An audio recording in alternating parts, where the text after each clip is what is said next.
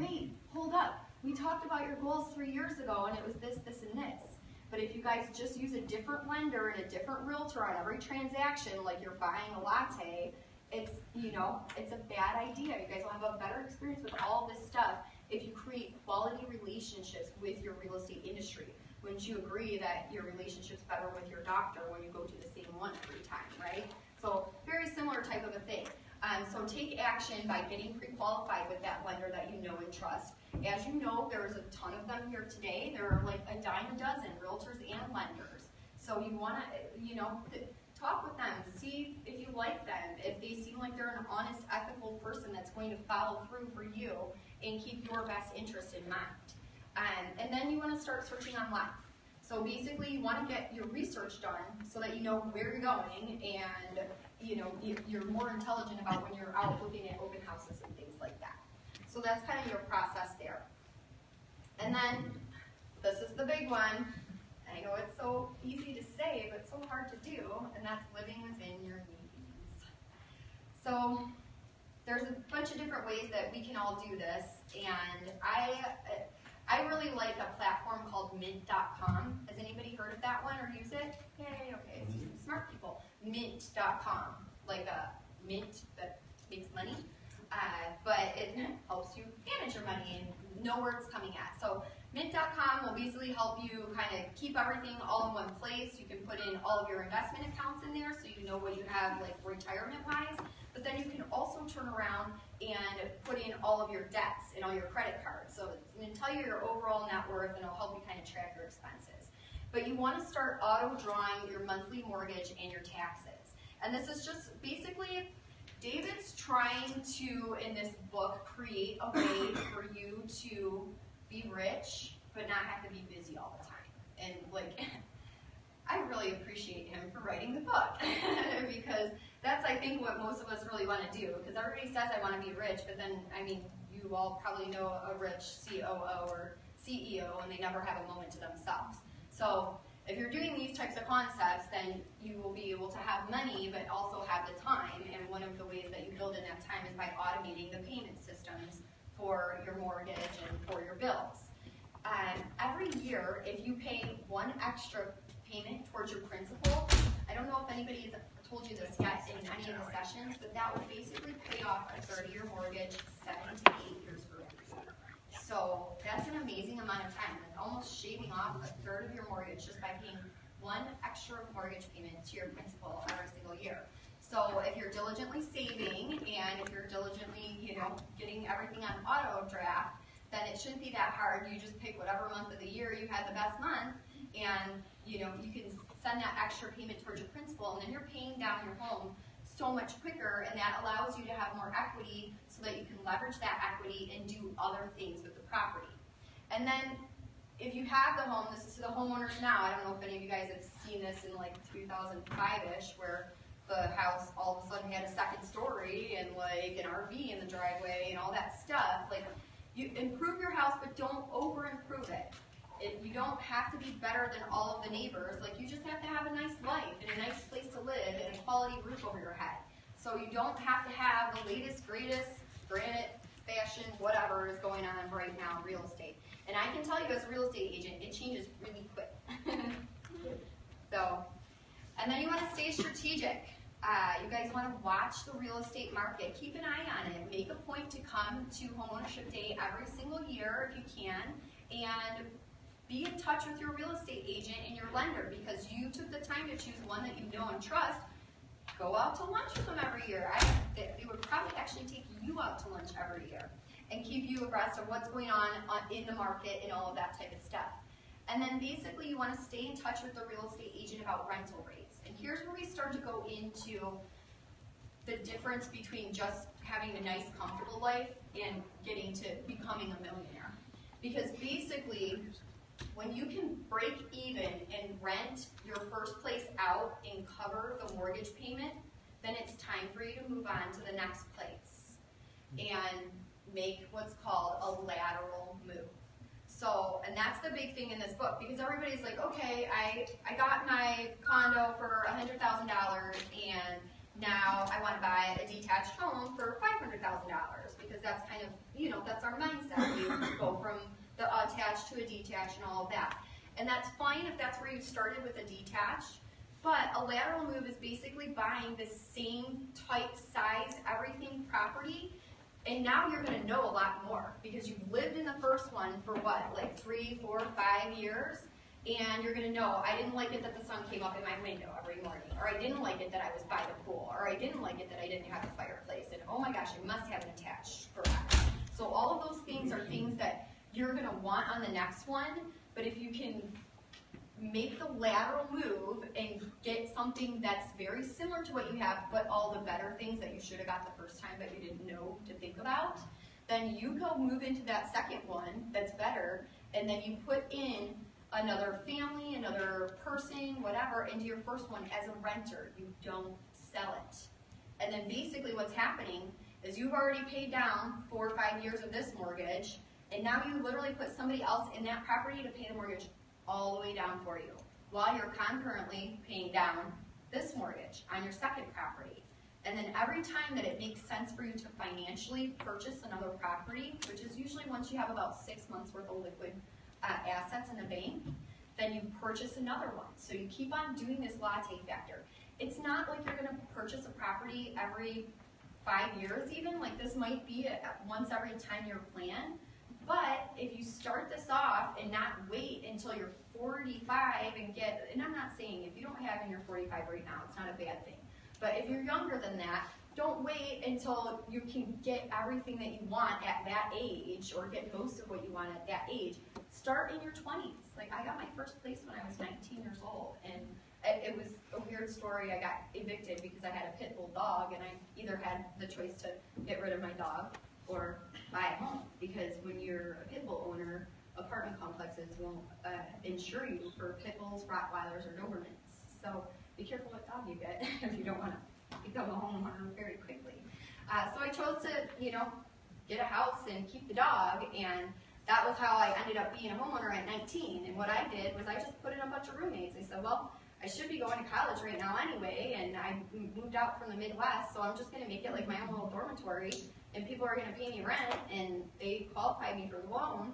So I had people, helping me pay down my property when I was so young. And then I was, I don't know, just like I owned the home for like maybe 3, 4 years, and somebody, realtor, knocking on my door.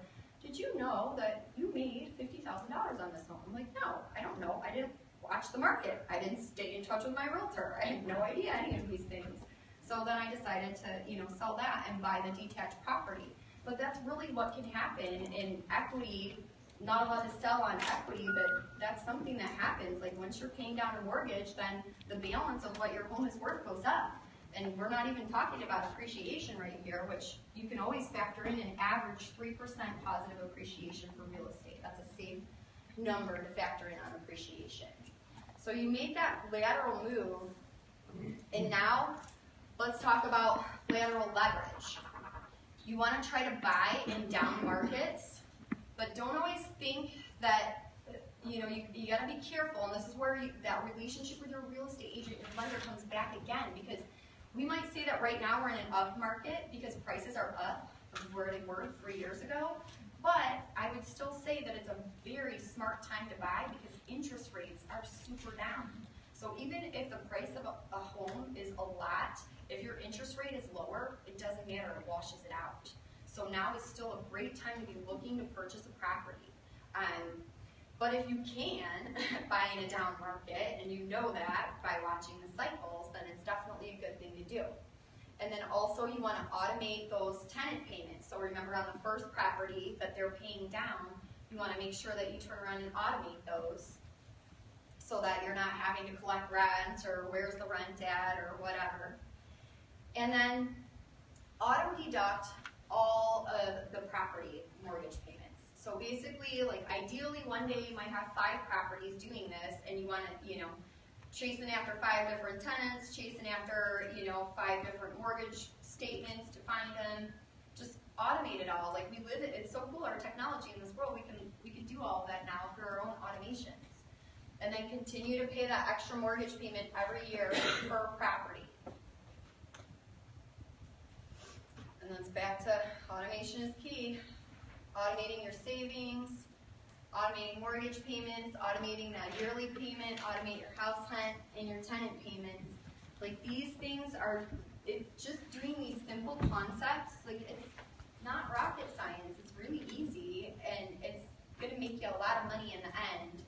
But the best thing that it's gonna make you is, you'll have a lot of cool homes, you'll have a place to, raise your family or an extra property if one of those kids just didn't work out with getting their career launched or whatever that might be. Not that that would be anybody in this room, but so yeah, it'll be good.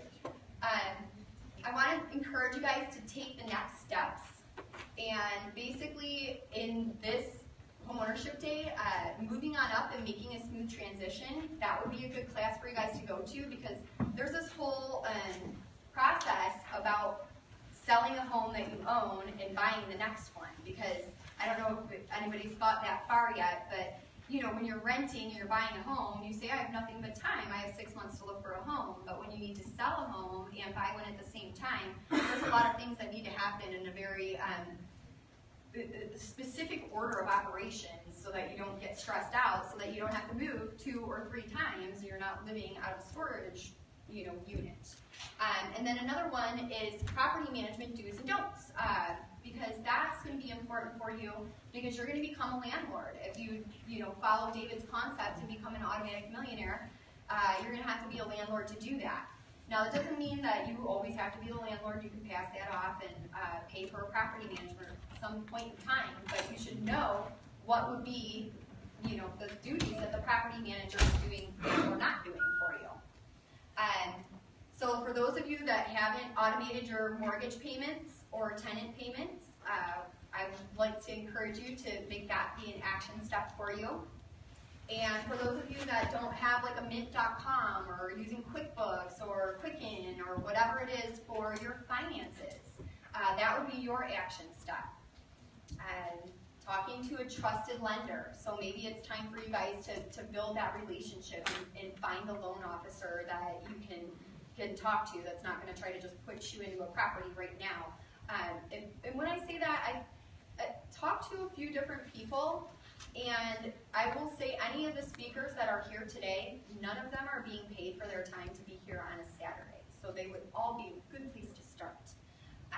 And then register for a property search. Because you want to keep an eye on the market, always know what it's doing. It doesn't matter if you don't take action right now or this year or next year. Like, just know about what properties are priced at right now. I can get a 3-2 condo for this, or and keep an eye on your favorite cities and which areas are coming up and all of that. These are all great things for you to do. And then I want to encourage you to stay connected with me. I tried to finish a little bit early today and get you guys so I could have some questions, but I have a millionaire club where we can help you guys stay on track for the whole thing, and kind of like an accountability partner. Not saying that you have to work with me to buy and sell your properties or anything like that. I'd love the opportunity to earn your business, of course, but just to be a part of our kind of, club, so that you can talk with some other people. We do meetups throughout the year and things like that. So if you'd like to win a copy of this, why don't we go around and pick up the little slips there, and if you don't have it, fill it out really quick, and then maybe pass it to this side of the room, and then we'll get. Oh no, if we ran out, you can throw a business card too, or write on a piece of paper. I'm sorry, next time register, guys, I'll have your outline. But it's okay. And then also, if you want to connect with me on social media, like, I would love to be your cheerleader for this process. So just tell me where you're at in the process, if you're trying to buy something, or trying to sell something, or whatever that is. I'd absolutely love to be connected with you and hear what you guys are doing. While we're picking up all the registrations, does anybody have any questions for me about the process? I know I kind of breezed through it pretty quickly here, but was there anything that didn't kind of match up, or something that's bugging you? There's one more. Yes. Which tools do you recommend that we use for the take action step number 2 when we're searching online? What kind of tools are going to be best for that process? Well, I would say I mean, honestly, Redfin seems to get the properties up immediately. So if you're looking to buy a property right now, I feel like Redfin and Realtor.com, those are the fastest two to get the properties up and on the internet. But usually your trusted real estate agent is the one that will also have you connected to the MLS, but that's a great question. If any of you guys want to just check and see online, you can register for property search at properties.askang.com, or you can get like a Zillow app or a Trulia app. There's all kinds of different methods. But I would say, like, when I'm actually searching, I use Redfin. So, yes. Oh. Really fast, does anybody else have any contact information? Oh, one flying at you. There you go.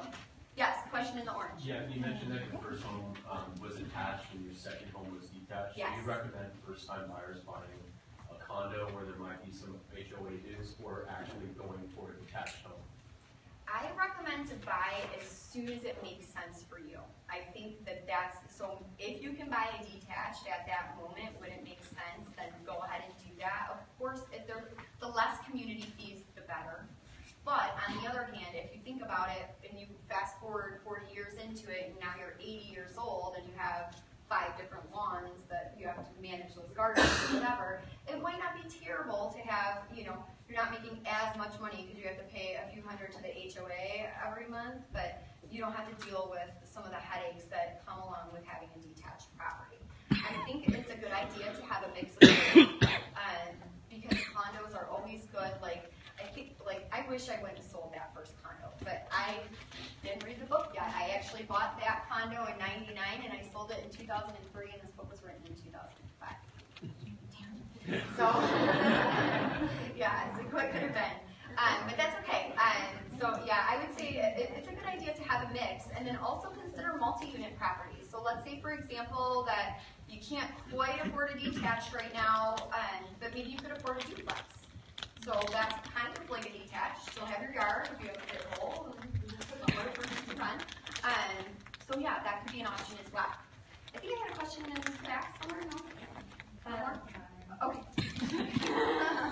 All right. So let's see who's going to be the lucky winner. Oh, you're folding. All right. Well, Trisha's folding here, and then let's see. No more questions, you guys? Oh, one more. Okay. So if you're gonna not sell your first home, Yes. But how do you propose to do that when you get the down payment? And that's a great question. Okay, so when it comes to buying the second home, what I have done before, and one of the easiest ways to do it is basically you've been paying that extra mortgage payment on your first property, and you've been working on, living within your means and saving a little bit. So you want to have enough saved for your closing costs and things like that. But your first property will have equity, and you can take what's called a home equity line of credit, a HELOC, out on the property. Now, when I talk about HELOCs, everybody's like, oh my gosh, HELOC money, I can get like so much money out of my property. I want to stop you right there and remind you about what happened in like 2006 and all of the crash. Do not take a HELOC to buy anything other than property. You do not buy Sea-Doos. You do not buy RVs. You do not buy the new Apple Watch. You do not buy anything but more property with your property, okay? So I don't want any of you guys getting in trouble with your HELOC, but that's how you do it, because then that way, basically, like let's say, for example, you have a $300,000 home and you've paid it down and life is appreciated, so now you have $100,000 in equity. Well, basically you have $100,000 that's available to you to do something with or do nothing with. And if you take $50,000 of that and put that as the down payment on the next property, then you can move into that next property, and then you just have another little mini mortgage payment, so it's like you have 2 mortgages on the first house. But as long as you have tenants paying that off, then you're going to be just fine. Yes? But would you be using your first home to qualify for, I guess, aren't you sort of double dipping if you do a HELOC because you're using the equity in your first home to qualify for your second home? You are double dipping a little bit. You're going to have something saved, and that's where your lender relationship comes into play. Because if you're a homeowner now, just call your trusted lender and be like, could I buy another house right now? See what he says. The answer is probably yes. It might be you can buy a $30,000 house in a place like Michigan, where I'm from. And they have them there. So, and that's another thing, like, don't necessarily think that you just have to buy a property in the state that you live in, you don't. If you can't afford one here, then maybe try to get another one in a different state and let that, appreciate. But yeah, it is kind of double dipping, but absolutely there's gonna come a point, and I think it takes the longest on the first one, because it takes you a while to pay all that down, and you probably had a higher interest rate because you were a first time buyer and all of that kind of stuff. So maybe assume 5, 7, 10 years, even if the market took a neg. But as long as you can live in it and stay in it for that time. And then this is another thing that I wanna just kinda all tell you guys, if you don't have to sell your real estate, don't. And as a real estate agent, for me to tell you that takes thousands of dollars out of my pocket, and not every real estate agent is willing to tell you what's best for you instead of what's best for their pocket. But if you don't have to sell property, don't. Just hold it. So every time you're thinking, I want another house, that's fine. Go see if you can get it without selling the condo or whatever you have now. And you guys will be millionaires. And then we can all go party. Yes? Would you recommend people taking out the HELOC, or how about, what are your thoughts on financing and taking out money? Well, I mean, if you don't have to take a HELOC, then don't. So let's say that it was a great year at the office and you just got a $30,000 bonus, or maybe you got a $30,000 inheritance, or something like that. So if you don't have to take a HELOC, then don't. But don't not take advantage of opportunity just because your money's wrapped up in the first property, and don't think that the only way to get money out of the first property is to sell it, because it's not. And every time you sell a property, you gotta pay realtor commissions too. Yes? Let's say you're retired and you wanted to take a HELOC out of the property. Are you still going to be able to get approved for that? That is a very good question. I think the answer might be no, but you want to ask it to your trusted lender. Yeah, I think you have to have a job in order to get the HELOC, but I'm not 100% positive on that. So yeah, okay, it's almost a lender system. So, but you could get a job, or could he use the rental income from the other properties? Okay. So there's a way. And that's the thing, where there's a will, there's a way if you ask enough people and you study with the smart ones. Okay, let's see who wins the book. Okay, I got Sandy Lamar. Yay! Okay, you are good with the book. And then I also have free oil changes. From my trusted mechanic. A mechanic's also something that you should have one of that you trust. Don't you guys agree? Okay, so, alright, Michael Detson gets a free oil change.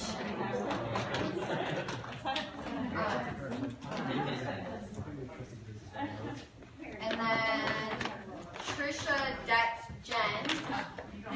No, that's fine. You guys can go together. Well, you pick one. Is there any more? How many more? 2. All right, Brian Lozada. Yay, Brian! Okay. Who? Raise your hand. Over there. Who really needs one? I know, right? Yeah, who needs the oil change? Trish. Let me figure out who wins the last one, and then we can give it to somebody else. All right, I think I'm safe, right? Oh, one more? We already got Sandy. Let's see who else. Stina Daly. Okay, now who else wants one? Yeah. That's a lot on Saturday. Thank you guys all for